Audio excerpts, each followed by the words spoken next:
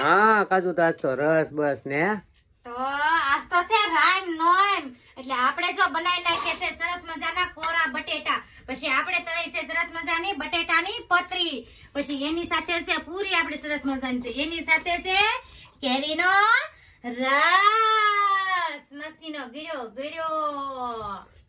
તમારે જ ખાવાનો છે કેરીનો રસ જેવા ખાવ ને ગીર્યો તો તમે છે ને દિમાગ ને બધું છે ને ગીર્યું મસ્ત, તો તમે સરસ મજાના ટાઢા થાવ.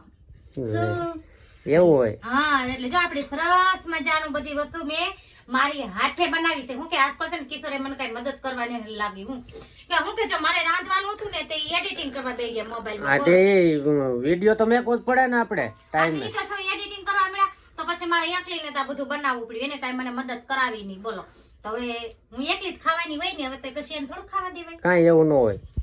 મેં જો સરસ મજાના આપણે બટેટા વઘાર્યા મસ્તીના કોરા એટલે આપણે એની છે ને આની પૂરી આરે ખાવાના એટલે બહુ મજા આવે. પૂરી આરે ખાવીને એટલે મજા આવે. અને આપણે પૂરી છે ને આપણે કરી છે તીખી પૂરી, એટલે હું કે રસ આરે છે ને તીખી પૂરી હોય ને તો ખાવાની મજા જ અલગ આવે, બાકી જામી જ જાય. તો બટેટાની પતરી ને બાકી બહુ મજા જ આવે ખાવાની, એટલે આપણે છે ને બટેટાની પતરી સાથે કરી નાખી છે. હાલો બધા બટેટાની પતરી ખાવા, હાલો બધા રસ